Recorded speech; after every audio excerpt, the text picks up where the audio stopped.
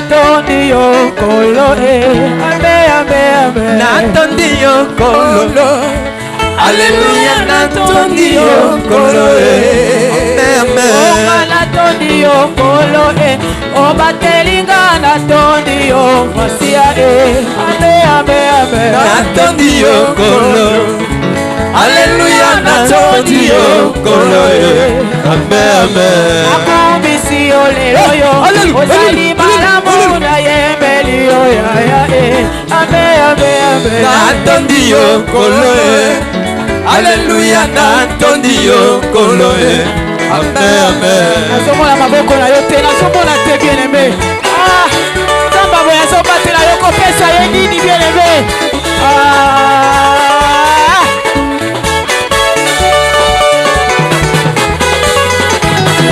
natondi yo kolo Alléluia natondi yo kolo amen amen amen natondi yo kolo Alléluia natondi yo kolo amen amen na bineli yo lelo yo na kembo na bineli yo yawe amen amen amen natondi yo kolo Alléluia natondi yo kolo amen amen na beteli yo bololo na yango na beteli yo pasia amen amen amen natondi yo kolo Alléluia natondi yo kolo amen amen na bakisi na maboko okozi na kembo na beteli yo maboko amen amen amen natondi yo kolo Alléluia natondi yo kolo amen amen maboko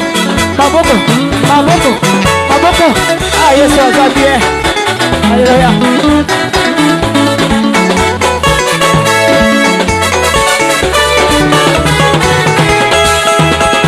namonaki makambo ya kokongwa namonaki na esabiselo bato batelemi baza kosambisama na buku oyo ya bombo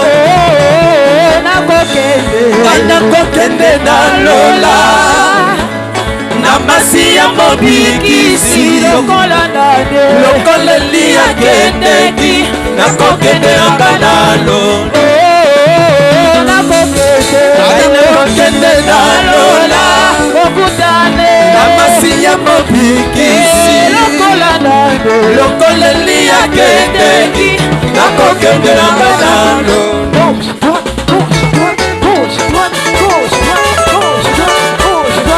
marquez les pas, allez-le. Yesu aza bien.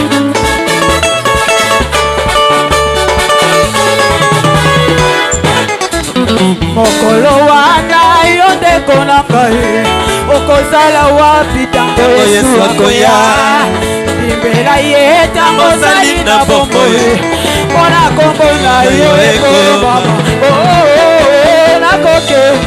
nakokende na lola kokutana na masi ya mobikisi lokola elia kendeki nakokende nanga na lola nakokende na lola kokutana na masi ya mobikisi lokola elia kendeki nakokende nanga na lola mokolo wana yo mama na ngai yokozala wapi tango Yesu akoya salela ye tango ozali na bombo ye mpona komona yo ekobama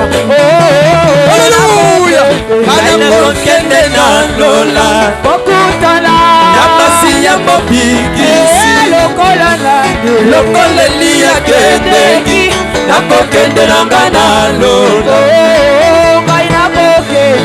nakokende na lola kokutana lokola nani lokola elia kendeki nakokende nanga na lola yemba nzambe malamu nzamba azali malamu nzambe nzambe malamu nzamba azali malamu nzambe azali malamu azali malamu azali malamu mosuki akotango ya zali malamu o Nzambe malamu Nzambe alalaka te Nzambe atonda moliko Nzambe zali malamu Nzambe malamu mosuki abeli ya zali malamu Nzambe zali malamu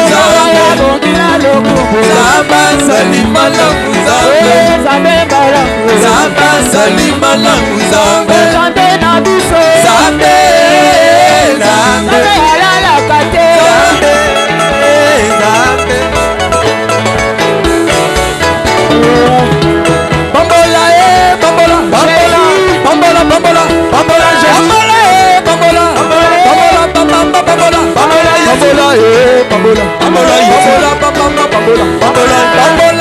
bambola bambola bambola bambola bambola Dosez s'il vous plaît. Dosez ça tout partout. Yo bandana ba papa, ba maman boti karabino. Yo bandana ba papa, to na ba maman to zogi na ba jeune. Dosez ça tout partout. OK. Bambola bambola bambola bambola bambola bambola bambola bambola bambola bambola bambola bambola bambola bambola bambola bambola bambola allez dégage la maman bambola bambola bambola bambola bambola bambola bambola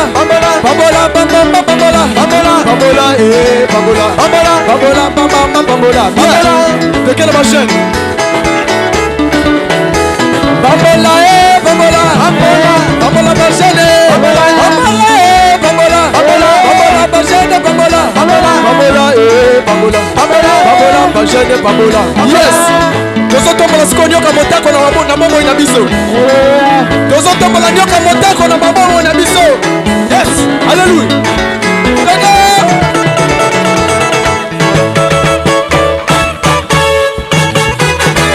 tika Yesu atombwama tika Yesu atombwama Yesu atombwama Yesu atombwama Yesu na yo Yesu atombwama tika Yesu atombwama pardon dans le but totombola Yesu totombola ngai te en tout cas pour na Yesu vraiment il faut tozala na imer oyo te maboko feza likolo tika Yesu atombwama nalobi bien tika Yesu atombwama nalobi Benjamin atombwama te mais nalobi Yesu atombwama tozobandela yango Alléluia.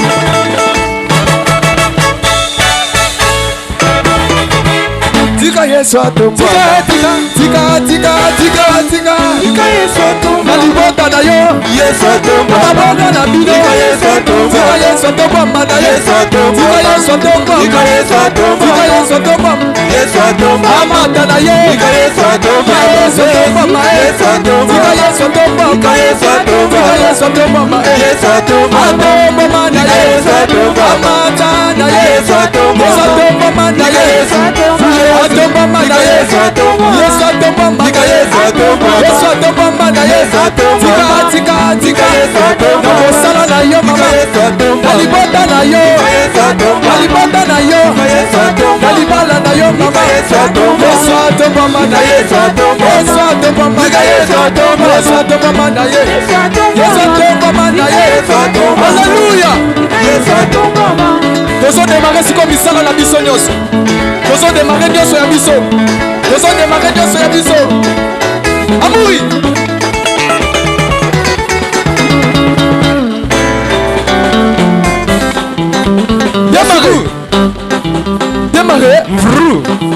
Démarrer. Na démarrer ko. Démarrer mosala na yo. Amvru. Démarrer mombongo na yo. Na démarrer ko. Ce que zo démarrer te.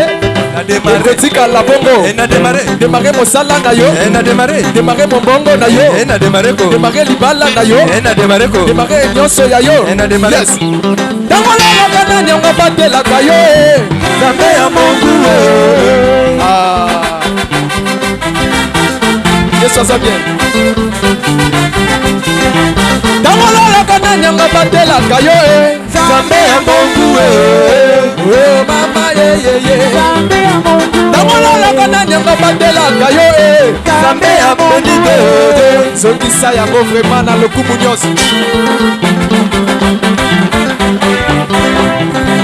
Tangolala nyanga batelaka yo Nzambe ya mongu Tangolala nyanga batelaka yo mama Nzambe ya mongu Libakana nyanga batelaka yo mama Nzambe ya mongu Alléluia, alléluia. Démarrer mosala na yo. On a démarré. Démarrer mon bongo na yo. On a démarré. Démarrer libota na yo. On a démarré. Démarrer nyonso ya yo. On a démarré. Tekei.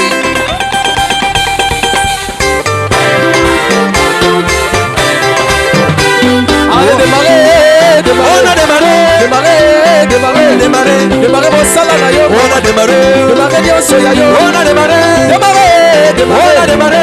Démarrer nyonso ya yo. On a démarré. Démarrer mon bongo na yo. On a démarré. Démarrer santé na yo. On a démarré. Démarrer, On a démarrer. démarré. Démarrer nyonso ya yo. On a démarré. Démarrer, On a démarrer.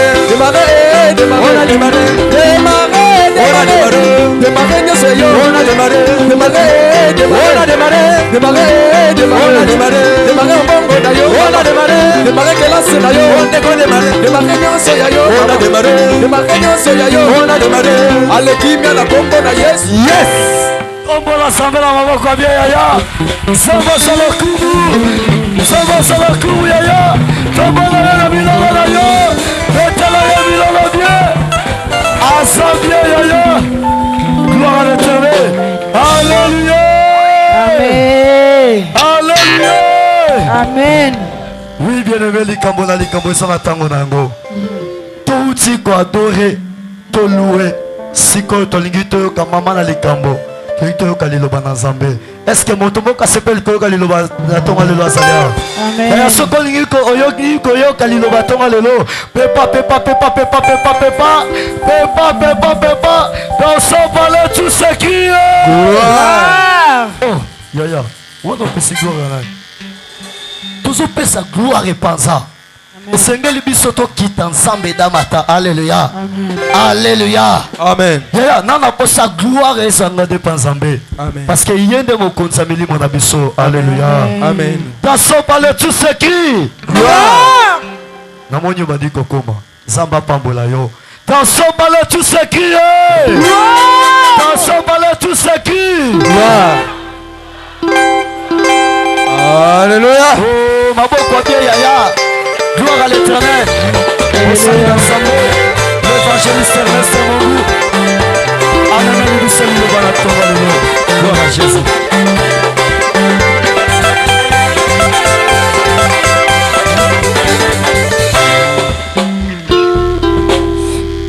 Alléluia.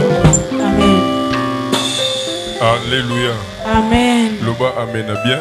Amen. Loba amen à ngouya. Amen. Amen à yo est dominé. Amen. Nani mokonzi. Yesu. Oui bien aimé. De combien d'importance il y a likambo et sangi sibiso na tongo lelo. Réaliser présence en Zambé. Tout ko louer peut quoi adorer. Et sa première mission to yelaki. To côté na deuxième mission o izali ya koyoka liloba na Nzambe. Liloba Nzambe Bible lobi na Psaume chapitre 119 verset 105 et liloba Nzambe eza mwinda na makolo na biso pe pole na nzela o tozali kotambola. Na mokolo moko kaka Nzambe akoki ko changer histoire à vie na yo. Ozo yoka ekoki kokimisa mungu na Satan katikati na bomoi na yo. Yango Jésus-Christ dans Jean 8:32, vous connaîtrez la vérité et la vérité vous affranchira. Yesu Kristo bibo koyeba bosolo pe solo ekosiko la bino. Balingo pesanga vraiment makanisi na yo. Si mon intervention nanga oyeba komituna Nzamba lobelinga nini. Nazozonga na nini, c'est très important. Réaliser présence en Nzambe.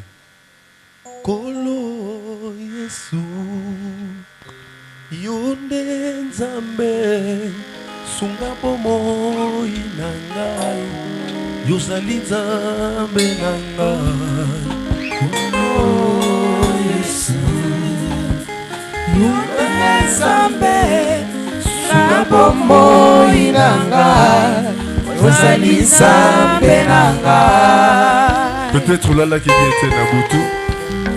Peut-être semaine on qui s'est mobile beauté.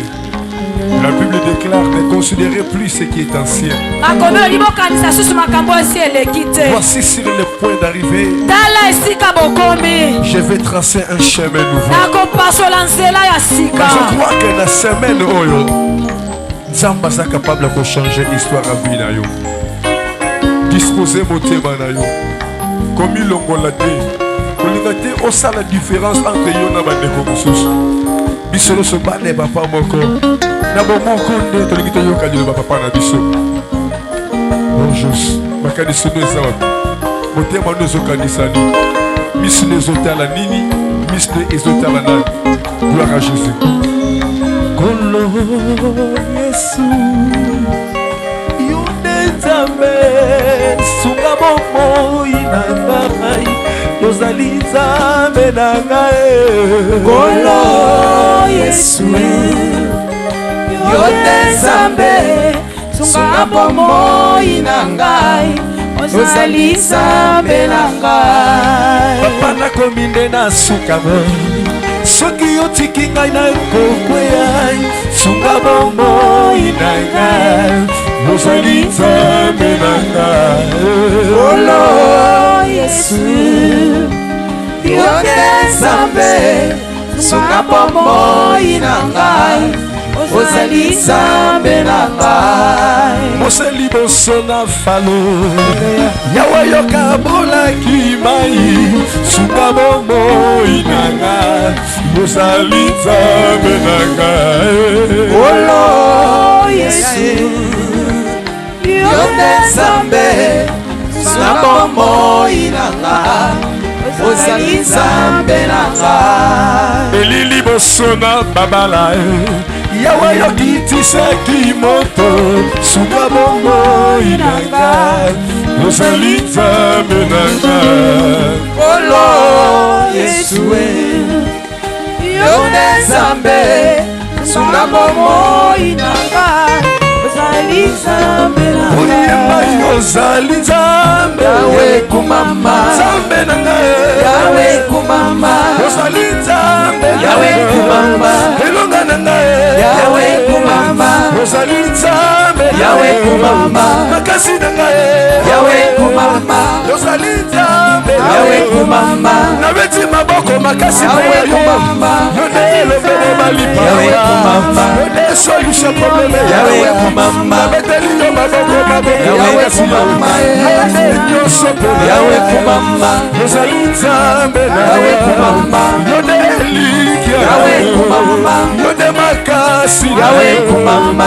Yonde nyoso. Yawe kumama. Bakisi bilolo bilolo. Yawe kumama. Solution ya problème. Yawe kumama. Netomboli yo. Yawe kumama. Nekumisi yo. Yawe kumama. Nasanjoli yo. Yawe kumama. Nanetoli yo. Yawe kumama. Napamboli yo. Yawe kumama. Natomboli yo.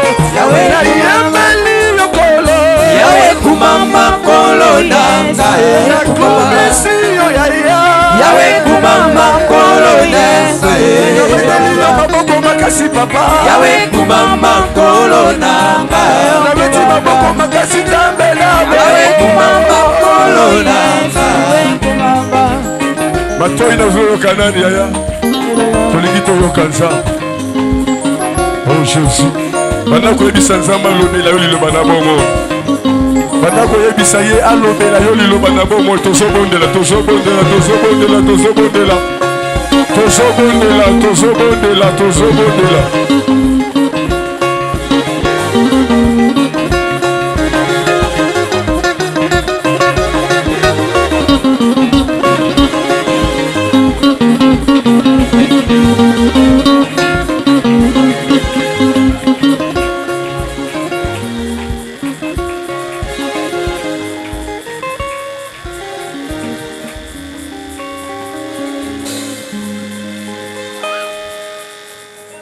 Napesi yo merci. Natomboli yo papa ozali mala. Seigneur mon Dieu, nazala kaka nzela oyozo lekela po olobela libota na yo. Seigneur munoko ezala kaka oyo pesinga. Mais maloba o nazobimisa ezala oyo moko zobimisa na nzela monoko nanga. Sala faveur na libota na yo. Maloba na yo ezala nkona o ezolona ma Seigneur na bomo ya libota oyo. Afin que ebota mbuma oyo mokili eko bénéficier nango. Bongo gloire ezonge pa na yo. Na kwa ici au continuons sur molili. Na tango tolingi koyoka liloba na yo. Na bengani mosika na biso nyonso ya faiblesse, ya fatigue, nyonso ya somnolence, ya agitation. Au nom de Jésus, Saint-Esprit à l'œuvre. Sois contrôle en tout et pour tout, afin que nyonso ezalaka pona lokumu na kobone somasia. Wazali kolo mobikis na biso, ne na bomoko to bondeli pe to lobi 7 fois. Amen.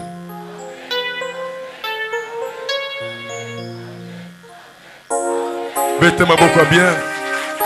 Personne ne kosa pembe na yo mbote. Lobele vraiment maloba kitoko oyo mati na motema na yo pona poso oyo pambola ye. Pambola ye.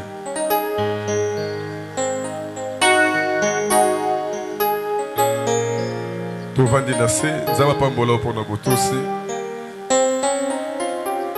Ngai pe na pamboli yo na kombo na Yesu. Nazo respecter présence na yo na kilta tongwa lelo. Pour nous aider à nzambe ndatindi yo liboso na ngateme liboso na ye. Alléluia. Vraiment nous respecter au makas. Nzambe na ngai a pambola yo. Na bandeli koloba nzambe na ngai a pambola yo. Toye awaka pona lokumu ya kombo ya mutu moko. O to bengi Jésus Christ. Alléluia. Bien-aimé, nalingi o comprendre quelque chose par rapport à thème na biso ya lelo. Du jour au jour, et ça n'a ni onzamba le bela kabana na ye. To lebi la source de la paix.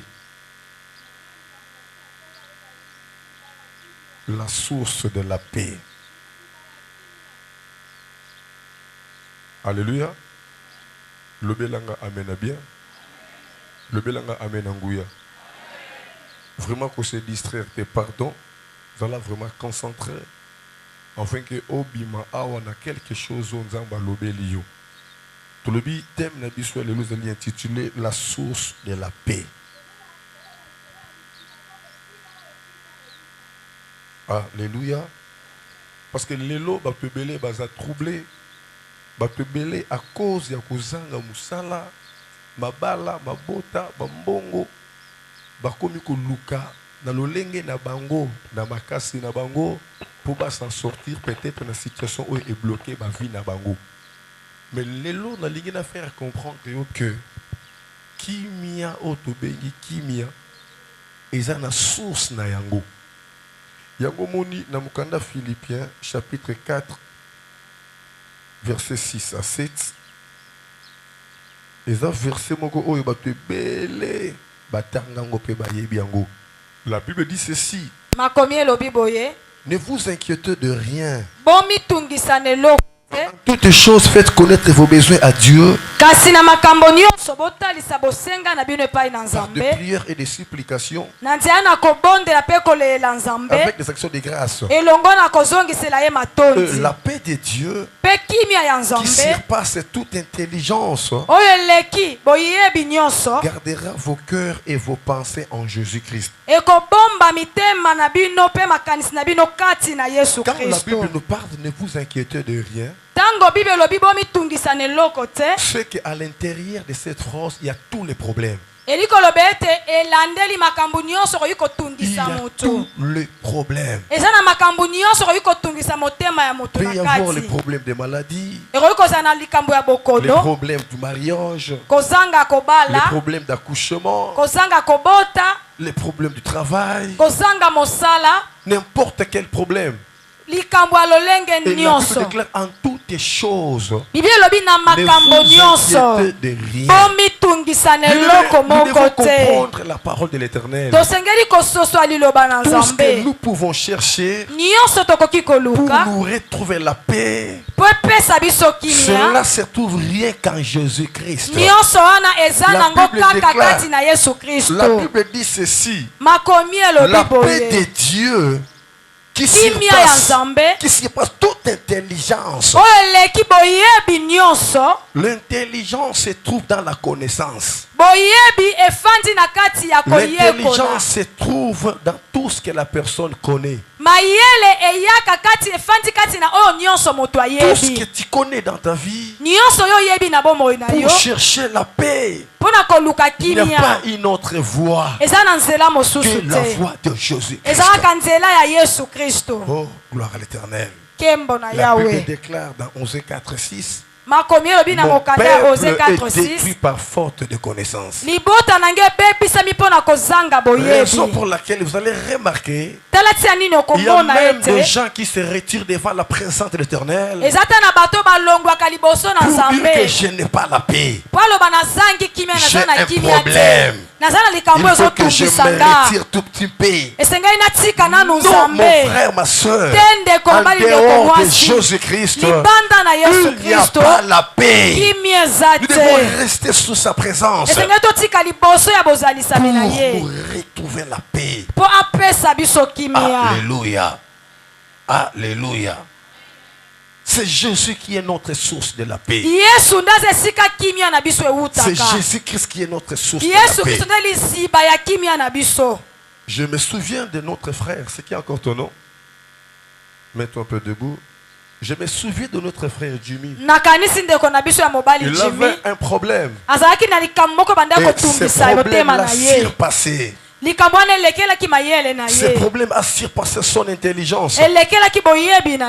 C'était un petit problème avec sa femme. Il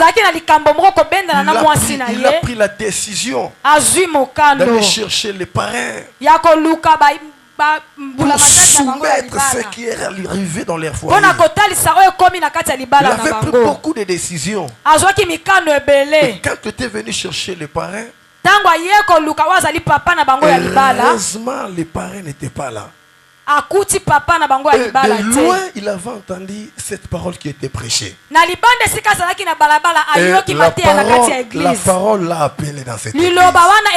Et quand il a écouté la parole l'a fait comprendre que toutes les décisions qu'il avait prises, cela n'était pas bonne.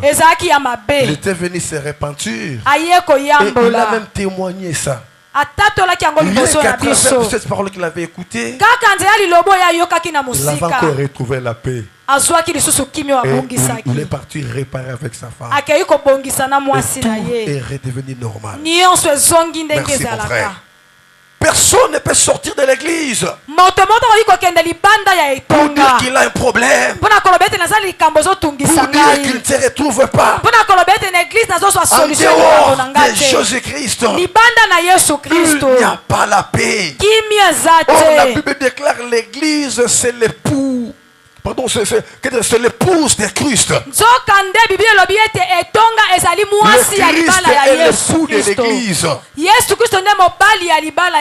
la Bible déclare dans le mariage 1 + 1 est égal à 1. Si réellement le Christ est l'époux de l'église, cela veut dire le Christ et l'église forment une même seule chair. Pour dire que comme Christ est la source de la paix, nous pouvons aussi dire c'est l'église qui est la source de la paix. Nous devons venir à l'église pour nous chercher la paix. Raison pour laquelle l'apôtre Paul déclare dans sa parole: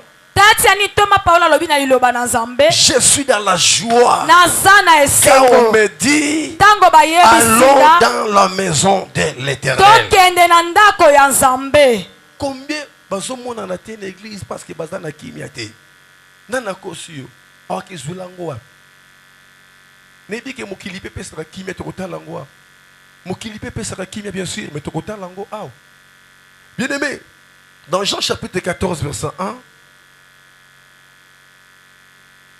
dans Jean 14 chapitre 14 verset 1, vous allez encore prendre ensuite. La Bible dit ceci: que votre cœur ne se trouble point.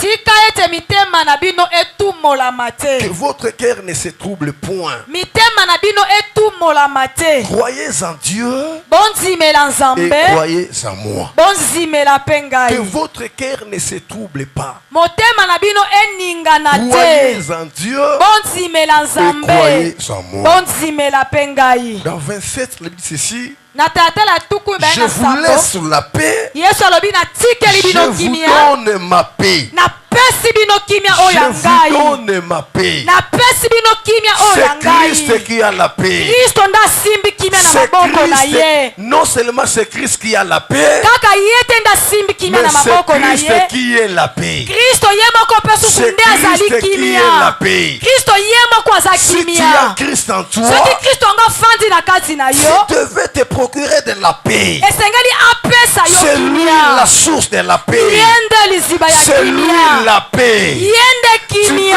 avoir la paix. Olingi ozala na Collabore kimia. avec Christ. Luka bomoko na Kristo. Attache-toi avec Christ. Kangama na Kristo. Consulte sa parole. Tanga C'est liloba là na où il y a ye. la paix. Kuna nde Ne kimia te retire pas de la parole. Kobima Ne lipanda liloba na t'éloigne pas nzambe de te. la parole. Kokende mosika Nous liloba na allons nzambe ouvrir la te. voie pour Tokofongola que nzela. l'ennemi entre. Komo nguna kota tungisa biso.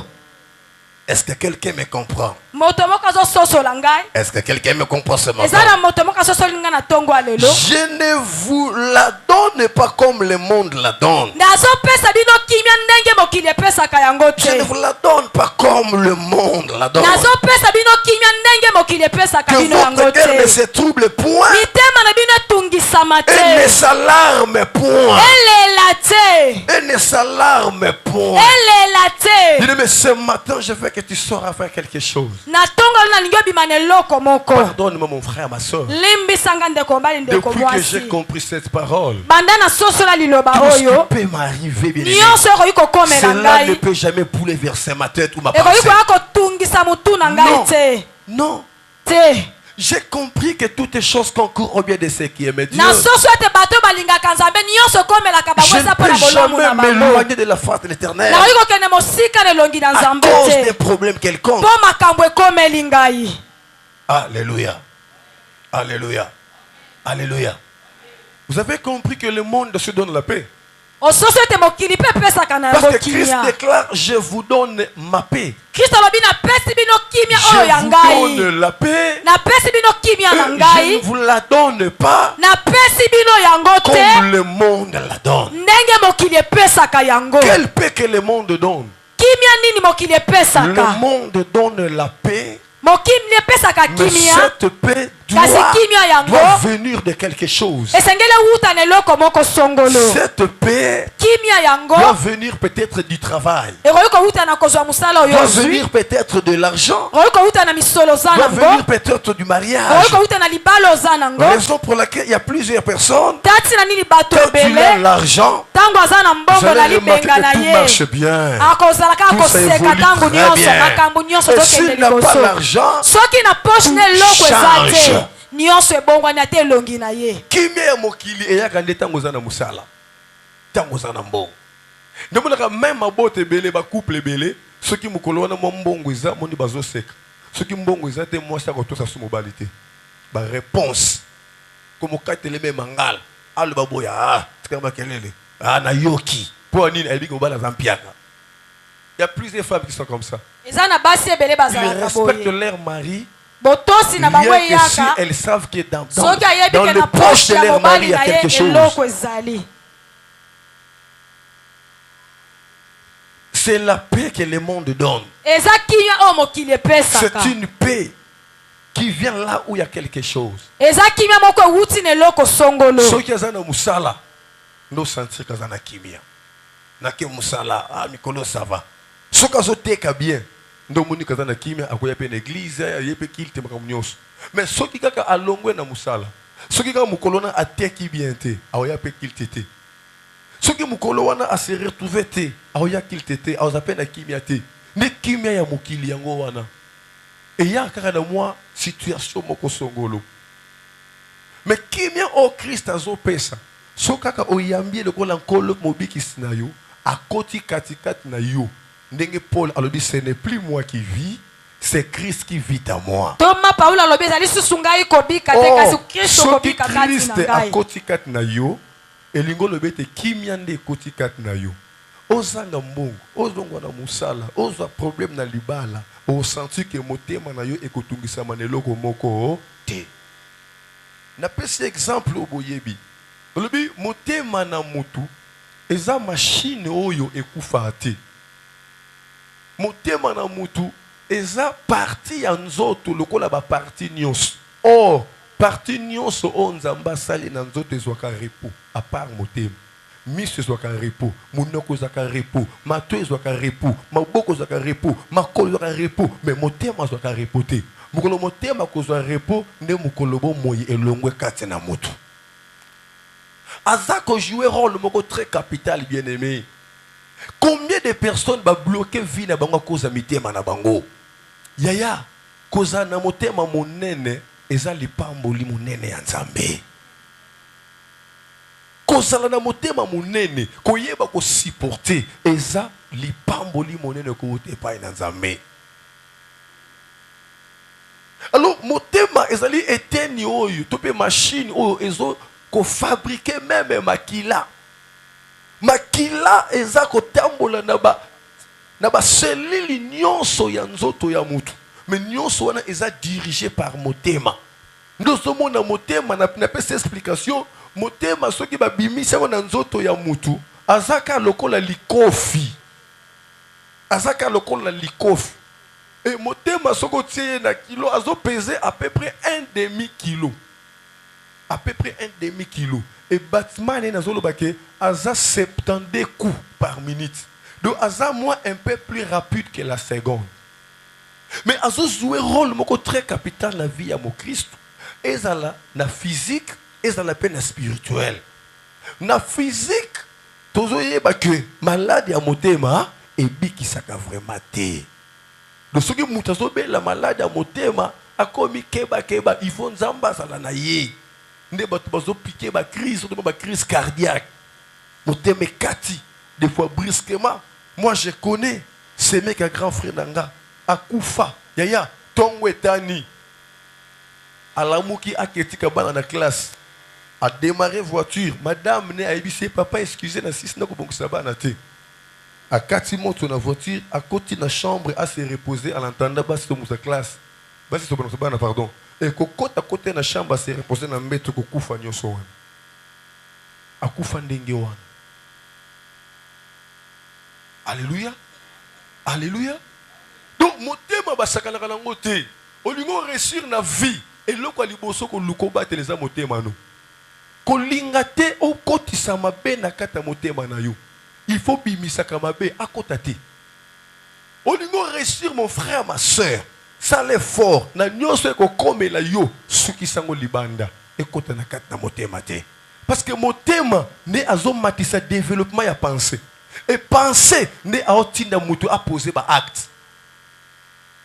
Mutu moko te a poser acte moko songolo sans que eba na penser. Or penser zo lamba ma à partir na motema na moto. Donc récite na yo mon frère ma sœur ezakat na motema. Ndozo mona comportement ya mutu ba okende ko finga motema. Pono le belebo osa motema be mais bazo mona motema mutu te mais bazo mona misala bazo kende ko finga nini motema.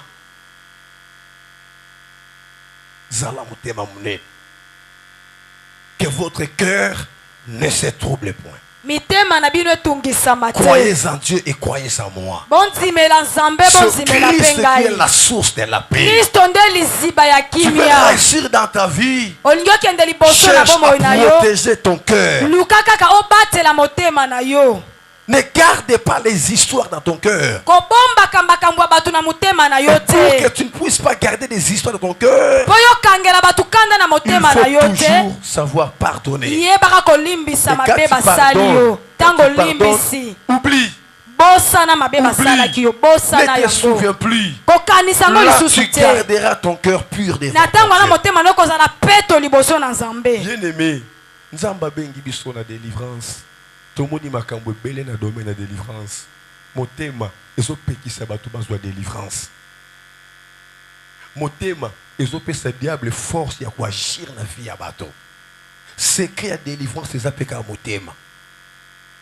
Ye moko nzamba zoloba. Celui qui cache ses transgressions alobi moto abombaka mabeto masumu na ye ne prospère point. akokende liboso te. Yaya, zala polele polele. Si y a un problème, loba. Mabeto malamu loba, silana tarde motema na yo pire. Koloba te bo lobi, après au garder. Au suivre en opposition et bloquer vino. Et bloquer vino. Et pour empêcher nzamba sala yo na makambo ebele. Ebele baza awa, vino zo marché te, rien qu'à cause de résultat motema no. Tellement na motema ya kokanga. Tellement okangela batu kanda, oboya ko limbisa, okansaka ba négativité ya vie ya batu yaya et ko bloquer vie na yo oko se retrouver te. Oko se retrouver te. La source de la paix, c'est notre Seigneur Jésus-Christ. Liziba ya kimia ezali kolo na biso Yesu Kristo. Nous sommes dans Salomon ake musika na Proverbe 4 verset 23. Alors, garde ton cœur plus que toute autre chose de la vie. Salomon apesi toli batela motema na yo koleka biloko nyonso ya mokili. Garde ton cœur plus que toute autre chose de la vie. Batela motema koleka biloko nyonso ya Car de lui mokili. vient le bonheur. Alors, dans Matthieu chapitre 5 verset 23, ce que nous faisons offrande, on se souvient qu'on a un problème dans le konayo. Tika offrande de nos pembeni. Kende liboso ko arranger sima yaka ko pesanga offrande na yo. Likambu na yo na ndeko na yo pardon basenga ke panzambe te. Sengande pardon et pas ndeko no. Même à un étranger, même à un intérieur, ce qu'on doit reconnaître que osana moins loko moko et kabolo na ndeko na yo, sois courage, yako tia crédit, yako benga ye, yako bonde la ye, a prononcer mot yako lebake na ndimi na limbisi yo, nzambe a signé signature. Église toza appelé l'eau. L'église, bien aimé, ça fait très mal au cœur. Vous allez remarquer même des hommes de Dieu, il y a des ceux-là qui ne se parlent pas. Mais ils prêchent la parole. Il y a ceux-là qui ont des problèmes dans leur cœur. Or, la base de la vie chrétienne, c'est le cœur.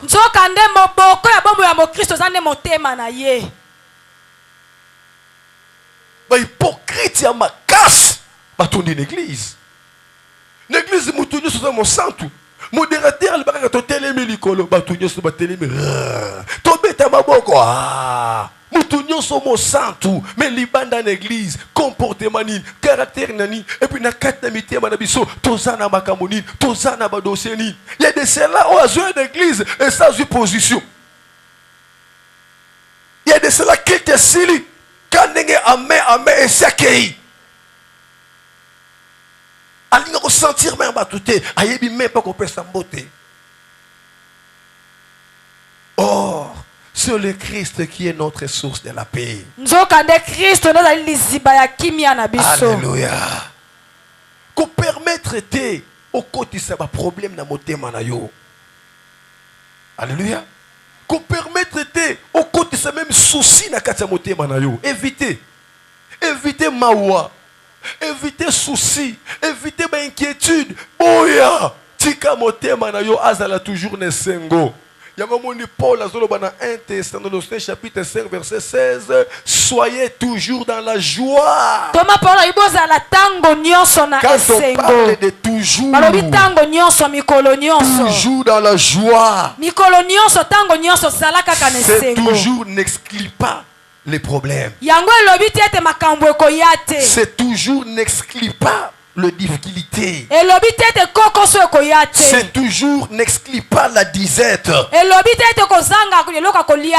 C'est toujours n'exclut pas la sécheresse. C'est toujours n'exclut pas les blocages. Soyez toujours dans la joie. Toutes les choses concourent au bien de ceux qui aiment Dieu. Comme j'ai Christ en moi, tout ce qui peut m'arriver, je crois que cela sera sous le contrôle de mon Christ. Tout cela sera sous le contrôle de mon Dieu. S'il accepte que je sois tombé aujourd'hui, c'est lui qui me relèvera demain. S'il accepte que les yeux de tout le monde me regardent par terre, c'est lui qui me lèvera demain. Après que tous les yeux me regardent en haut. Et je déclare pour toi ce matin, tout ce qui t'arrive, cela n'empêchera pas ce que Dieu a prévu pour toi. Je crois ce matin, mon frère, le temps est arrivé pour que le Christ change l'histoire de ta vie. Change l'histoire de ta vie. Si tu crois en lui, ta vie ne restera pas la même. Si tu crois en lui, ton futur ne sera pas le même. Et moi je crois qu'aujourd'hui n'est pas demain. Et demain n'est pas après-demain. Et je déclare une chose. Tu connais ce qui est passé. Tu connais ce qui est présent. Mais ce qui est futur, tu ne le connais pas. Tu ne le connais pas. C'est le réserve de l'éternel. C'est le réserve de l'éternel. Et moi je crois ton futur est meilleur. Est meilleur.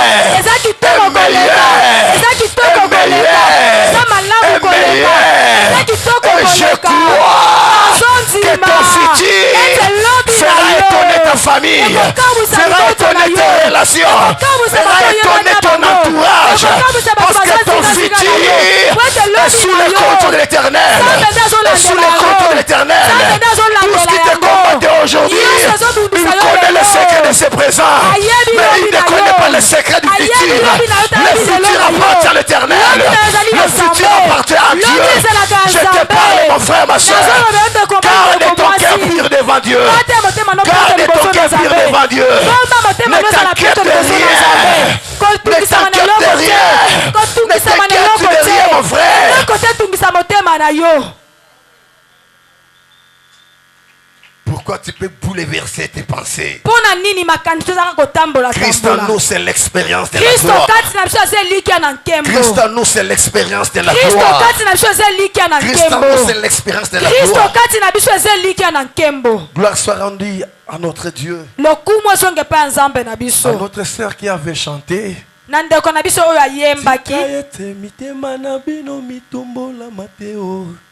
Tikete mitema na bino mitombola mateo. Bondimela kanzambe bondimela pengai. Nandako na papa bisika. Nandako na papa bisika waneza ya lola meto luka na baro bisika ya awa na mokili oyo. Kimia tozolo beza kimia to kizuna lola te metozwa kimia awa na sena moi oyo. Ya lia selon guna yo. Lata selon posa na yo. Tika bana balia selon guna bango. Oza condamné te au vivre vie à maloba ya bato. Oza condamné te au vivre vie à coutume. Oza condamné au vivre accomplissement ya maloba na nzambe na bomo ina yo. Maloba na nzambe lobi je souhaite que tu prospères en tous égards. Je souhaite que tu prospères en tous égards. Tout ce qui t'arrive aujourd'hui, mon frère, garde ton cœur pur devant Dieu. N'embrouille pas ton cœur. C'est lui qui t'a appelé. C'est lui qui t'a promis. C'est lui qui accomplira sa promesse. Celui qui accomplira sa promesse. Mais l'accomplissement de cette promesse dépend aussi de ton attitude. Comment tu attends l'accomplissement de cette promesse? D'ailleurs, tu l'attends où? Tu l'attends où? Tu l'attends où? Tu l'attends où? Omona mutaza komi boma azolela nazomona clarté vie nangezo marcheté mais ozo expliquer problème ne pas nan. Est-ce que muto ozo expliquer problème motema nayi? Ndomoni mokili bato balingaka ba vivre égalité. Camarade na yo tant bo sola ba piaka na bino akozala pire yo. Mais mokolo yo ko changer langage ka ngapna mikolo nzamba sali nazwi musala moko boy nazwi lara moko boy eboti en mokili ya mabe muto alingi moninga zwate muto alingi moninga matate yango ne principe ya mokili. Alléluia. Benzambe biloko nyonso asana sena moy oy ezomema na biloko misato: la croissance, le développement et la multiplication. Nzambe aza contre mutu oyo aza ko s'épanouir te. Nzambe aza contre mutu aza ko se développer te. Yango moni nzambe asalaki mwana moke abotama aveugle, abotama infirme, abotama miwe, abotama sans minou, afin que au fur et à mesure de l'évoluer et loko moko e banda ko manifester kat na mwana.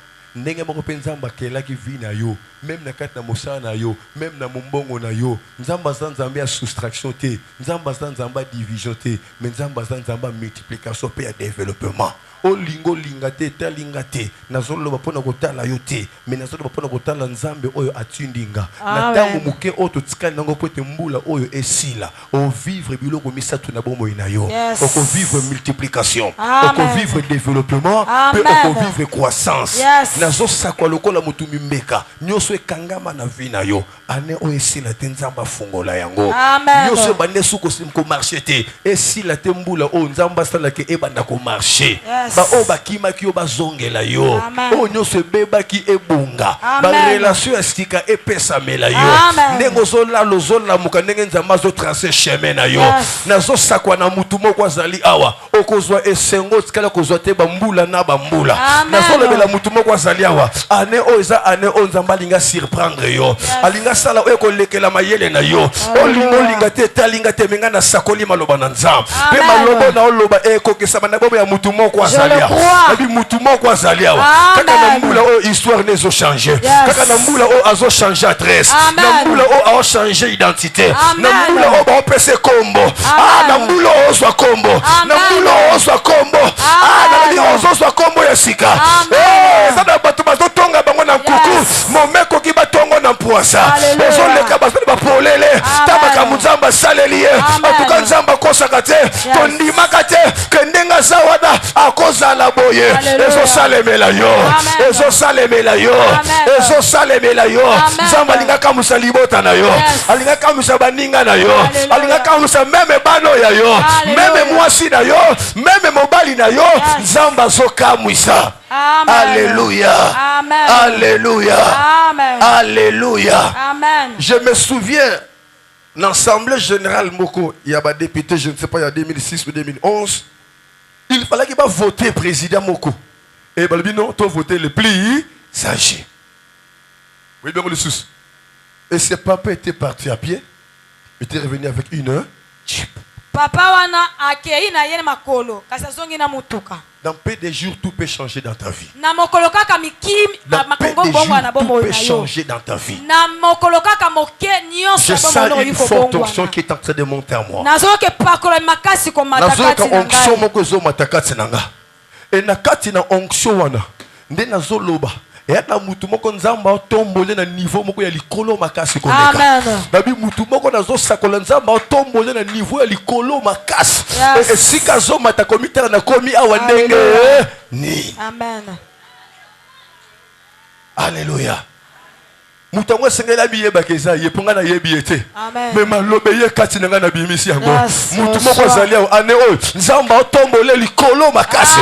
Petanga so koma ne sikanga bali komitala bena komia wandenge nini. Na komia wandenge nini. E bandi ndenge nini. E sale bindenge nini. Na solo besana makasi na yote. Ezana boyebi na yote. Na nguya pa libota na yote. Ezana nguya na nzambe. Ezana nguya na nzambe. Oh yaya. Mutu nyonso poussière zelo ce que côté na misu. Il faut avoir angumba mutu. Il faut lela. Il faut luka sokola miso. Il faut souffrir. Mais ma belle wana. Yango nzamba comme ce qui kisi pour être traité miso o e mona kate.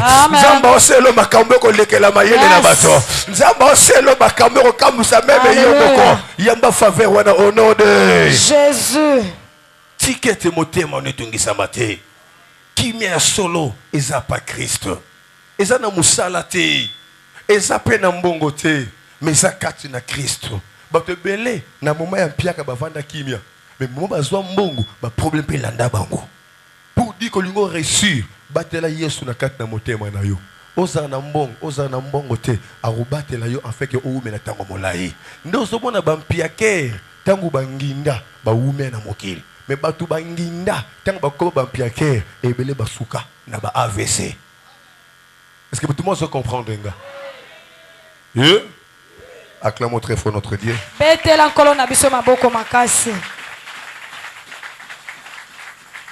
La paix, c'est l'absence totale des inquiétudes. La paix, c'est l'absence des inquiétudes. Jésus-Christ n'était pas la paix avant sa mort. Mais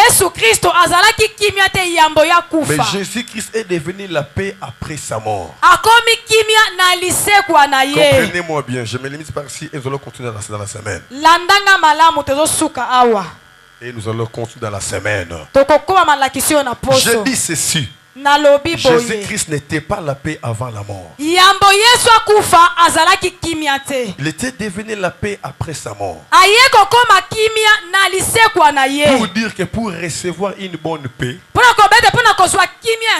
faut commencer d'abord par la souffrance. Il faut commencer par la souffrance. Raison pour laquelle Jésus-Christ avant sa mort, quand il rencontrait les gens, il les disait. En vérité, je vous l'ai dit. En vérité, je vous l'ai dit. Mais après sa mort, après la résurrection, Jésus-Christ commençait maintenant à dire que la paix soit avec vous. Que la paix soit avec vous. Que la paix soit avec vous. Il était venu pour chercher la paix qui était perdue. Et pour retrouver cette paix, il fallait qu'il passe dans la croix. Mon frère, si tu ne passes pas dans la croix, tu ne retrouveras pas la paix. C'est dans la croix que tu pardonneras tes prochains. Tout ce que nous avions fait à notre Seigneur Jésus-Christ, il fallait qu'il attende après sa résurrection pour nous pardonner. Mais il nous a pardonné pendant qu'il était encore dans la croix.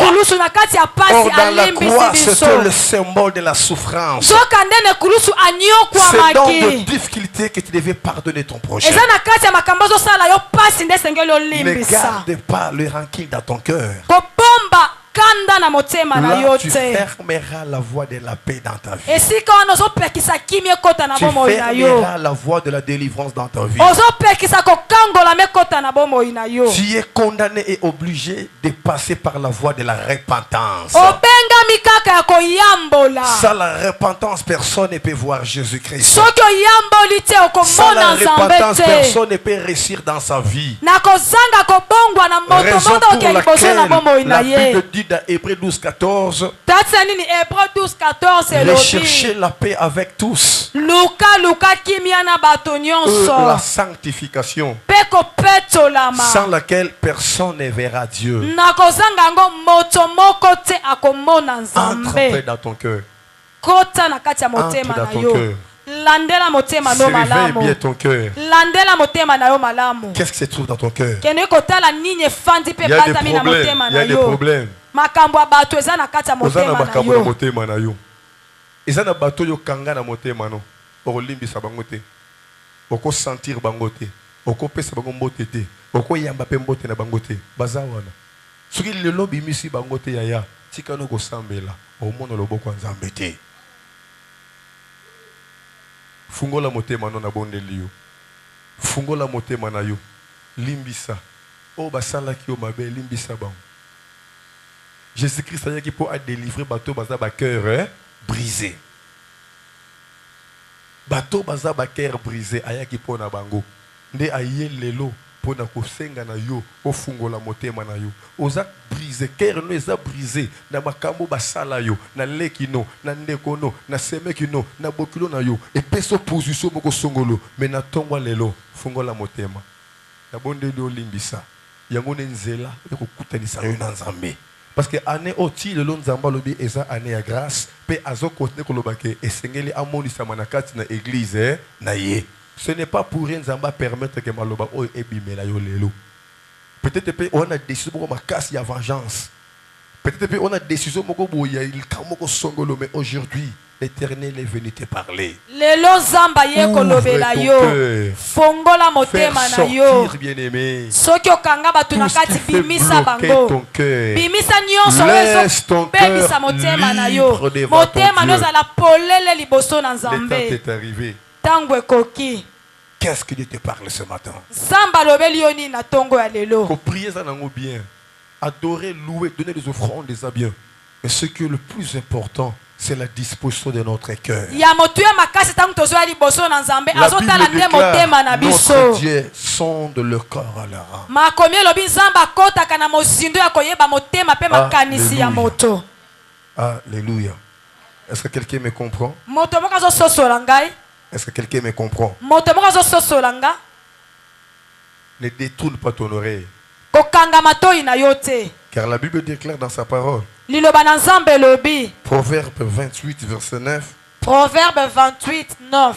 Si quelqu'un détourne l'oreille pour ne pas écouter la loi. Soki moto akokanga matoi pona koboya koyoka mobeko na nzambe. Si quelqu'un détourne son oreille pour ne pas écouter la parole. Soki moto akangi matoi na aboyi konzimela liloba na nzambe. Sa prière même est une abomination. Libonde na ezali likama liboso na Sa nzambe. prière même est une abomination. Libonde na kopesa nzambe kanda. Ouvre ton cœur mon frère ma soeur. Fongola motema na yo ndeko mbali ndeko mwasi. Pardonne ton père. Limbisa papa na yo. Pardonne ta mère. Limbisa mama na yo. Pardonne ta famille. Limbisa libota na yo. Pardonne ta belle-sœur. Limbisa semeki na yo. Pardonne je ne sais pas moi. Limbisa moto nyonso okangela kanda. Alléluia. Est-ce que quelqu'un me comprend? Moto moko azososola ngai. Est-ce que quelqu'un me comprend bien-aimé? Eza na moto moko asosoli ngai. Alléluia. Alléluia. Alléluia. Le belanga mena bien. Le belanga amen anguya. Amen na yo est dominé. Le temps de Dieu t'est arrivé mon frère. Tango ya nzambe koki C'est ndeko. Christ qui est la source de notre vie. Kristo nde liziba ya kimia na Tu biso. veux réussir dans tes entreprises. Olingi okende liboso na misala na Tu yo. veux réussir dans tout ce que tu entreprends mon Olingi frère. okende liboso na makambo nyonso ozosala. Garde ton cœur saint devant Jésus. Batela motema no ezala peto Garde liboso ton na cœur Yesu. pur devant ton Dieu. Bomba motema no ezala peto liboso C'est na par là nzambe. que tu bénéficieras de cette parole. Esika na nde okosangola liloba na nzambe. Je vais prier pour toi. Nalingi kobondela mpo na yo. Si quelqu'un reconnaît quelque chose dans son cœur, Soki moto moko azoyeba ete aza na likambo na ndeko na ye. accepte-toi de passer devant, je vais prier pour toi. Mikitisa ya koleka liboso nasambela mpo na Peut-être un yo. petit problème qui a bouleversé ton cœur. Ntango mosusu aza na likambo moko ofandisaki yango na motema no Et ce ezangisi yo problème a kimia. fait que tu puisses avoir des décisions quelconques. Likambo wana epesi yo mikando moko eza ya malamu Cette parole est te. pour toi aujourd'hui. Lilobo ekiti mpo na yo na ntongo ya Passe devant, lelo. je vais prier pour toi. Leka liboso na kobondela mpo Passe na devant, je vais yo. prier pour toi. Yaka liboso na kobondela pona yo. Peut-être tu commençais à te comporter avec des réserves. Tam sokomaki na kanda ozopesa mboto ozokipe bato te pona À likambo cause d'une basalaki situation yo. quelconque. Pona makambo Mon balobelaki frère, yo. quand la parole de Dieu sort, Tango iloba na Nzambe elle ebimaka. ne sort pas en vain. Ebimaka na pamba te. N'endurcis pas ton cœur. Koyesa motema no Comme libanga déclare te. dans Hébreux chapitre 3 verset 15. Ndenge Hébreu 3:15 elobi. Aujourd'hui, si vous entendez sa voix, Lelo soki oyoki mongongo na n'endurcissez pas vos Nzambe. cœurs. Koyesa Parce motema no que vous ne libanga savez te. pas Po ce oyebi na qu'un yo jour te. peut enfanter. Lobi nini Le temps est ekoya. arrivé, mon frère, ma Nzambe soeur. okoki ndeko bande Ouvre ton cœur. fongola motema na Ouvre yo. ton cœur. Fongola motema na Ouvre yo. ton cœur. Fongola Ne motema na regarde pas yo. ce que tu es. Kotala Ne oyo ozali regarde pas te. ce que tu as. Kotala oyo mpo osala Le yango futur ne te. t'appartient pas. Lobi eza ya Le yo futur appartient à te. Dieu. Lobi eza ya Parce que moi, Nzambe. je vais prier pour toi. Leka liboso na kobondela mpo Je na te yo. parle d'un cœur très sincère. Nazoloba yo na motema oyo ozali Et na je crois que pasi. notre Dieu est au rendez-vous. Nzambe aza na ntongo alopo ayamba yo. Passe devant, bien-aimé. Leka liboso molingami. Passe devant, bien-aimé.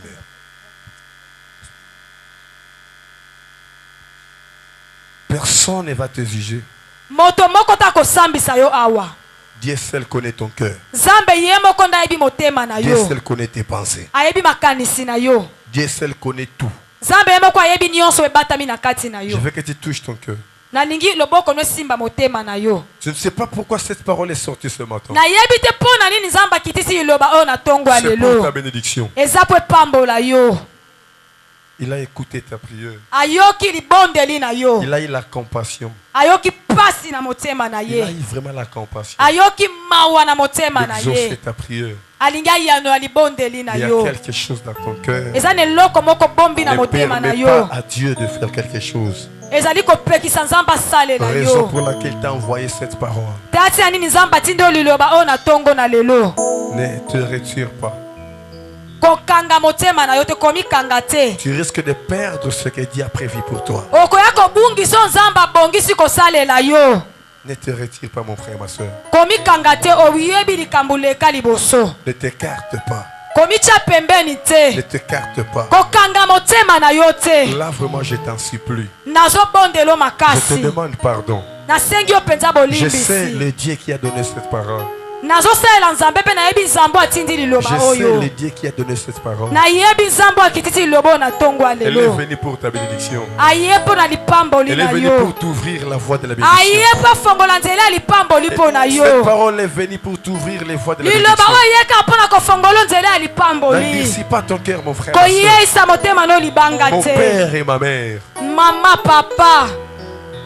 Namate ya lelo yo na yoki mongongo na ye Kristu ekobenganga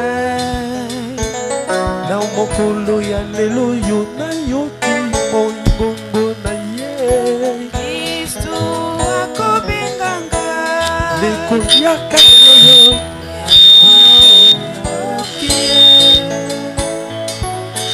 Yesu akobenganga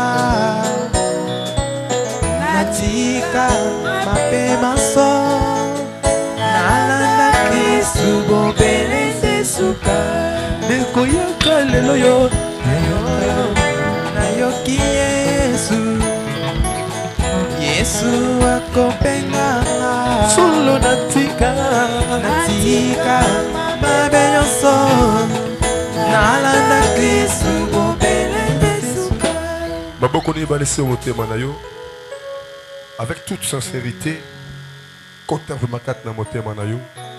Loba o vraiment aimé mio nesika o. C'est très important. Liloba we bimika pona bolamu na yo. Nzamba na bolingo no makasi. Ana posa bénédiction na yo. Yango aye po afungola nzela afin que aleka kopambola yo. Loba na nzamba limbisa yo. Pesa dossier on a beaucoup na nzamba. Pesa na maboko na nzamba. Pesa ye na maboko na nzamba. Tobondeli na kombo na Yesu.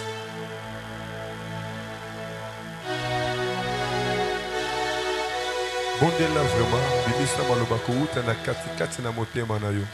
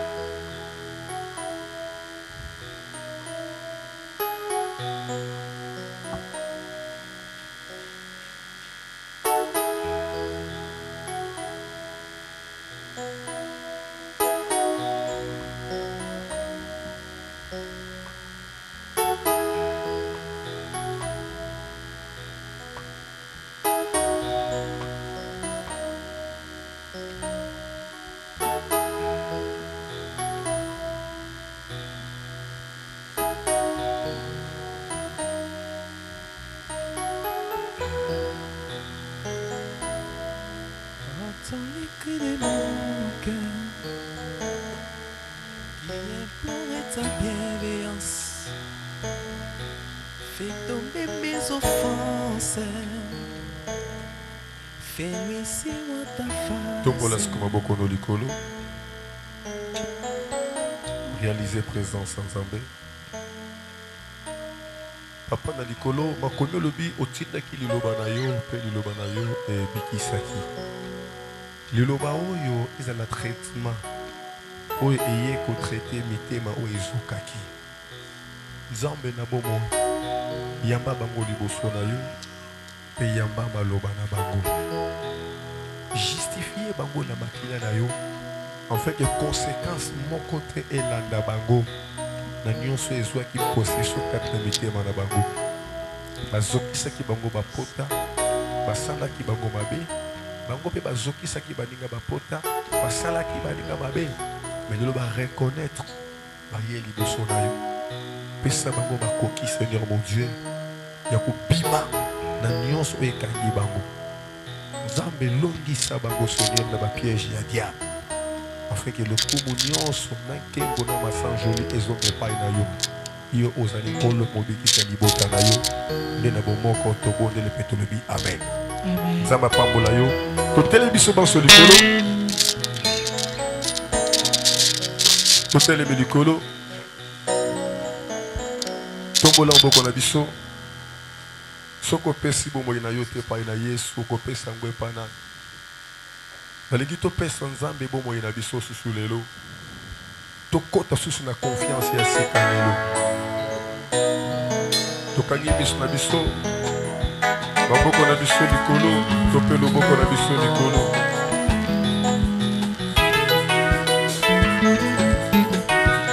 Réaliser présence ensemble. Tombola maboko loboko moko obali likolo soko lembi ochange mais loboko no ezalaka na signe ya kopepa. Nalingi okota na confiance ya sika lelo kota na vie ya sika lelo. Gloire à Jésus. Soki napesi bomoi nanga te epai na yo nakopesa na nani. Soki napesi bomoi nanga te epai na yo nakopesa na nani. Yesu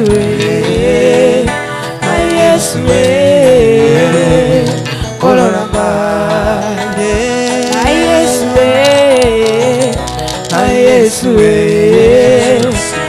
Yesu koloranga. Soki okangoli te Nzambe nani mosusu. Soki okangoli ngai te Nzambe nani mosusu. Obele yo papa, obele yo papa, obele yo papa, kolonanga. Obele yo papa, obele yo papa, obele yo papa, kolonanga. Yo me kamaki Yesu yo me kamaki Yesu, yo me kamaki Yesu, yo me kamaki Yesu nanga. Pongana bika, Pongana bika, pongana bika, kolonanga. Pongana bika, pongana bika, pongana bika, kolonanga. Yepai na yo Yesu elike na ngai tango nyonso. Yepai na yo Kolo Yesu lobiko na ngai tango nyonso. yo longoli ngai na bombu lelo nakomi solo wana na Nzambe. soki oteki ngai Lelo Nzambe nani oyo akombanga. Obele yo papa, obele yo papa, obele yo papa, kolonanga. Obele yo papa, obele yo papa, obele yo papa, kolonanga. Nafukameli yo Yesu, nafukameli yo Yesu, nafukameli yo Yesu, nafukameli yo Yesu. Solonga na kita lelo yo yo mata na bomoi na ngai solonga na kita lelo yo pete yo mata solonga na kita lelo yo pete yo mata na bomoi na ngai solonga na kita lelo yo pete yo mata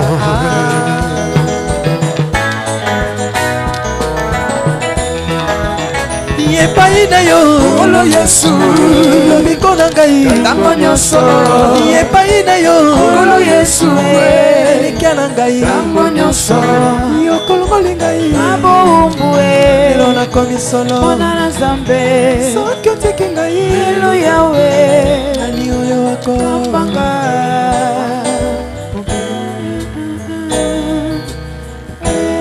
Yebisa Nzambe asalongolu o matali susu na place o kitaki o poussa susu liboso na place o zonga kisima corriger ba erreur na yo compléter ba vide afin que o poussa susu na pembe na Nzambe to bondeli na kombo na sumasi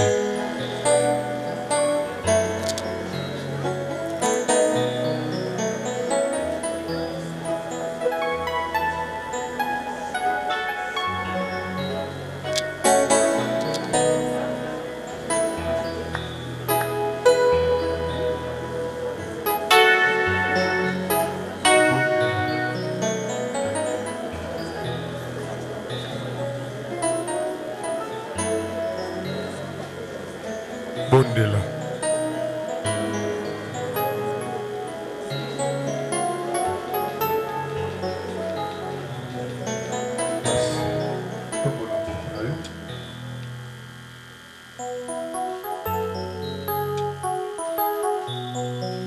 Merci. Tombola mboko na yo. Papa anapesi yo merci. Nzambo yo olobeli libota na yo oyo bongisaki na kik na biso ya dimanche ya lelo. Seigneur molimo na yo azwa place kat na moko pona komanyolisa ye na bozindo nyonso yo olobeli na kilta lelo afin que maloba oyo ezala nkona o elonami pona kobota mbuma oyo ko changer comportement caractère mbuma oyo ko kolisa kondima pe mbuma oyo ko poussa biso liboso présence na yo. Longisa libota oyo na nzela yiloba na yo na kombo de sumasi ozali kolobix malam nde na bomoko 4 na kondima nde tobondeli pe tolobi 3 fois amen amen amen amen beta boka bien ya bien nani mokonzi oui tovande na se nalingi gauche droite opesa ndeko moko mbote olobe ete na longi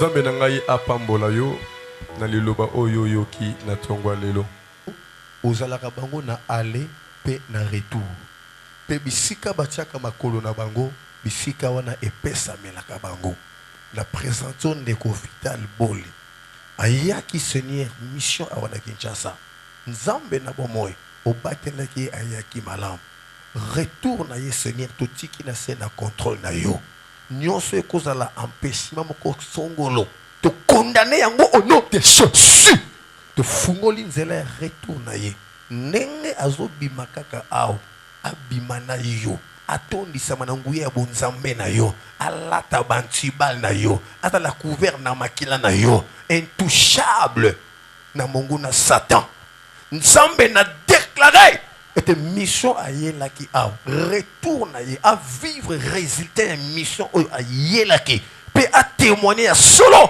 à kutanaki na yo na nzia na basali na ye Nzambe na miracle kozonga na ye père de gloire nguya bonzambe lata makolo na ye nenga zoni yata na mboka Suisse sika vande mboka wana cette fois-ci epesa mela ye o nyonso simba kite avant ya na retour na ye e simba we kangama ke avant ya na retour na ye e fungwama we beba ke avant ya na retour na ye e ponga maboko oh Seigneur mon Dieu elatisama na nguya bonzambe na yo afin que nyonso maboko eko simba emema bofuluki e bofuliki wana ekota na kat na libota na ye Seigneur na pamboli madame neska se retrouver pe na pamboli bana na ye nyonso akuta bango na kimia ba continuer na kimia Père réussite dans la favorable kat na libota na ye.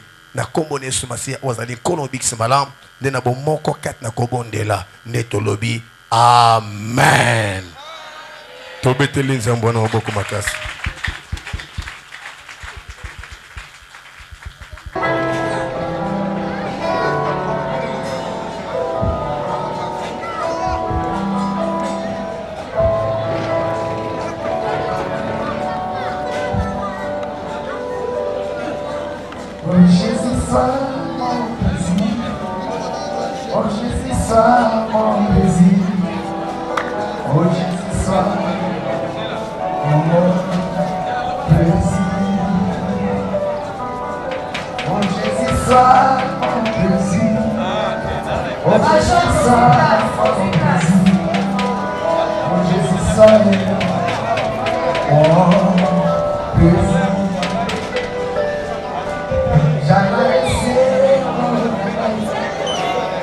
J'adore